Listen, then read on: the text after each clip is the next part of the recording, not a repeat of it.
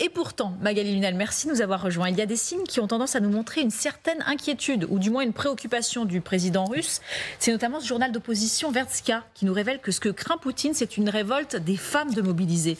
On va voir avec vous comment s'y prend le Kremlin justement pour éviter que la cocotte minute n'explose, Magali. Eh bien oui, c'est ça la question. Que faire quand des femmes de soldats descendent dans la rue régulièrement, un peu partout dans le pays? Le pouvoir ne peut pas laisser faire. Ça fait désordre évidemment à 4 mois de la présidentielle et ça va à l'encontre du discours officiel qui affirme effectivement que tout va bien aujourd'hui dans le pays. Alors on fait comment? On utilise un bon vieux procédé russe. On discrédite. Ces manifestantes sont accusées de travailler ou d'être manipulées par l'étranger. Benoît Vitkim, le correspondant du Monde à Moscou, a trouvé des tonnes de messages dans ce sens sur les réseaux sociaux. Exemple, vous travaillez pour l'ennemi. Ce groupe a été créé par les services secrets ukrainiens. Les soldats sont contre votre action. Il y a un autre levier bien connu, là aussi des Russes, c'est l'argent. Selon le journal russe d'opposition, vous l'avez dit, Vertska, regardez, 2 sources anonymes des autorités fédérales et régionales russes ont déclaré que le Kremlin leur avait ordonné d'empêcher les proches de mobilisés de manifester en les payant. D'après ces mêmes sources, le Kremlin considère les proches de soldats mobilisés comme un groupe social qui pourrait constituer l'une des plus grandes menaces pour le début de la campagne présidentielle de Poutine. Et pourquoi, Magali, une grande menace? Alors les critiques, oui, mais ça pourrait faire trembler le pouvoir? Alors peut-être ça pourrait faire trembler le pouvoir. Alors ce n'est pas parce qu'elles sont critiques, finalement, ces femmes-là, parce qu'elles le disent à chaque fois. On n'est pas contre l'opération spéciale. Non, c'est que d'après le Kremlin, il y a un peu trop de manifestations comme ça. À chaque fois, elles ne sont pas forcément beaucoup, elles sont quelques dizaines. Mais au final, ça fait quelques centaines de femmes de mobilisées et c'est partout dans le pays, donc il ne faut pas trop que ça se voit. Tout a commencé ici d'ailleurs, regardez ces images, c'était à Moscou le 7 novembre. Depuis, des centaines de femmes se réunissent un peu partout dans le pays pour réclamer le retour de leurs hommes. Ce sont les femmes et les mères de ceux qui ont été mobilisés il y a pile un an, c'est pas n'importe quelle femme. Pile un an, c'était en septembre 2022, vous vous en souvenez, officiellement 300 000 hommes avaient été mobilisés à l'époque et Sergueï Shoïgu avait promis que ce ne serait que pour quelques mois, le temps que des milliers de volontaires prennent la relève. Évidemment, ça ne s'est pas passé comme ça.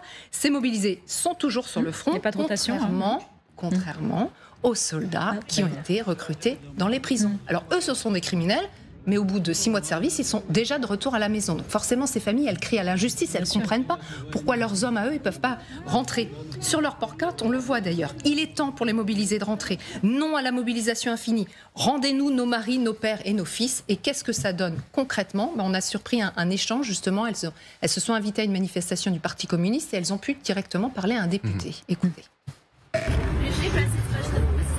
Nous sommes venus vous demander de défendre nos hommes, de nous aider, car ils combattent depuis déjà 1 an.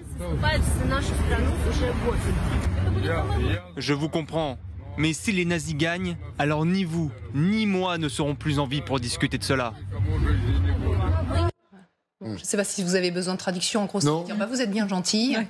Mais bon, il y a un péril un peu plus grand, donc on va continuer comme ça. D'ailleurs, Vladimir Poutine avait reçu des 1000 blogueurs aller plus loin, il y a quelques jours. On ne peut pas faire grand-chose face à Poutine. Enfin, il n'a pas envie d'être dans l'opposition, le garçon. Non, pas vraiment, non, on est bien d'accord. Effectivement, vous parlez de Poutine, c'est intéressant parce qu'au Kremlin, il a reçu il y a quelques jours des 1000 blogueurs, Vladimir Poutine. Et qu'est-ce qu'il leur a dit précisément? Que les mobilisés vont devoir servir jusqu'à la victoire finale. Merci Magali. Paul Gogo, vous êtes avec nous. Est-ce que ces femmes de mobilisés, c'est un danger pour Vladimir Poutine? D'ailleurs, on peut se dire qu'il a certainement en tête un précédent, ce naufrage du Koursk, où à l'époque, il venait d'être élu à la Fédération de Russie et on lui a demandé de démissionner, chose qu'il n'avait pas faite. Mais il doit avoir cet exemple-là en tête quand on voit aussi ce qui se passe actuellement. Oui, et pas seulement. En fait, vous regardez la façon dont ces femmes sont traitées dans ces rassemblements, dans ces manifestations, et ne sont pas traitées comme des opposants. Les opposants, on les aurait arrêtés, on serait en train de menacer leur famille, on les enverrait devant des tribunaux, ils seraient déjà en prison. Il y a une subtilité dans la façon de traiter ce genre de sujet. Moi, le dernier exemple que j'ai en date, c'est quand, il y a quelques années, il y a eu une vague de protestations contre la construction de décharges à proximité de grandes et petites villes russes. Et il y a eu des manifestations spontanées policiers, de gens qui à l'origine étaient apolitiques, mais qui voulaient juste pas que des décharges, les déchets de Moscou d'ailleurs, généralement il était question de Moscou, soient envoyés à côté de leur maison.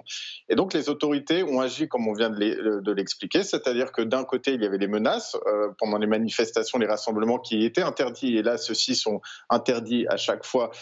Les policiers venaient, ne frappaient personne, la plupart du temps ils n'arrêtaient personne. Par contre, dans les jours qui suivaient, les gens avaient des visites de la police chez eux, et puis des menaces, et de l'autre côté ils étaient achetés, on leur envoyait des politiciens pour leur dire voilà, on va vous donner un peu d'argent pour votre maison, pour l'améliorer, voilà, en échange d'une acceptation de tout ça. Et là c'est ce qui se passe en fait, ces femmes dans les villes éloignées de Moscou, elles ont généralement été reçues par des élus, c'est-à-dire que le pouvoir organise les choses pour canaliser la colère, et donc les élus locaux ont reçu ces femmes. En gros, ils leur ont expliqué on va faire passer le message à Moscou, on va faire remonter les choses. Par contre, moi, ce que je peux vous proposer maintenant, c'est de vous donner un petit peu d'argent. Et donc, on tente de les acheter. Et de ce qu'on lit dans la presse d'opposition russe, c'est que ça ne fonctionne pas, parce que ces femmes expliquent clairement qu'elles veulent pas d'argent, elles veulent le retour de leur mari ou de leur fils chez elles. Donc, il y a vraiment une gestion sensible, parce que la Russie, quand je dis que vous m'aviez posé la question la dernière fois que Vladimir Poutine, son plus grand danger, c'est son peuple, c'est comme ça que fonctionne une dictature. Et ce genre de sujet, Vladimir Poutine, il sait depuis le premier jour de la guerre que c'est le sujet le plus sensible, que ce ne sont pas les opposants de Moscou, les soutiens d'Alexei Navalny, qui peuvent représenter dans l'immédiat un danger pour le pouvoir.